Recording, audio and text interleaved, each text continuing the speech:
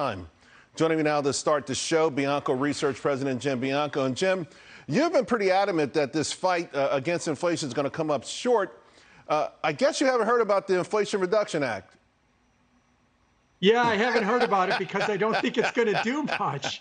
You know, spending over the next 10 years is not the way to reduce inflation, unless, Charles, you think 87,000 IRS agents crushing the economy is the way that you're going to get inflation down. That's possibly one way they can do it. I mean, around the edges, there might be some things with, you know, negotiating prescription drugs and stuff, but that's not going to bring down core CPI or the CPI rate. And as a matter of fact, a lot of Wall Street analysts, including Goldman Sachs, have said that this thing is going to do virtually nothing for the inflation rate. Yeah, no, I was actually being facetious. Honestly, it's just ridiculous, right? But let's talk about who probably is at the forefront of this, the Federal Reserve.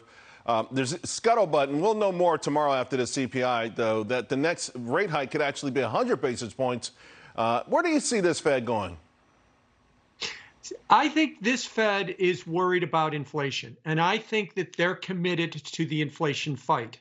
So if they continue to see inflation staying persistently strong, which is what I believe you're going to see, they're going to be raising rates 75 basis points. 100 is not out of the question. It's not expected now, but it's not out of the question. The difference is Wall Street thinks when you see slow growth, the Fed will stop the inflation fight. They will so-called pivot, and they will start cutting rates to deal with slower growth. I don't see them doing that, especially in the wake of a strong payroll report. They're committed to the inflation fight, and only if we get a surprise in inflation will they back off.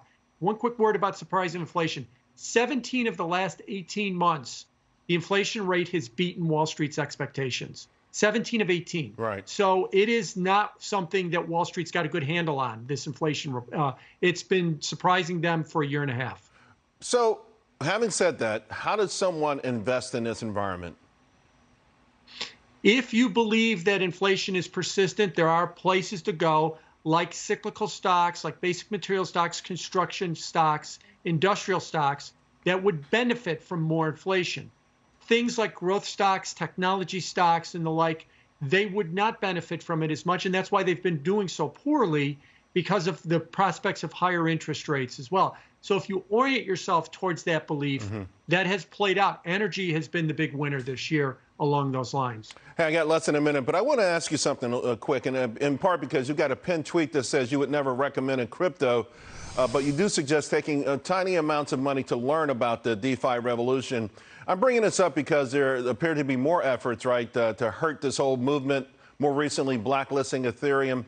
What is it that the powers that be seem to be so afraid of? There's always barriers, roadblocks, blacklists. What's going on?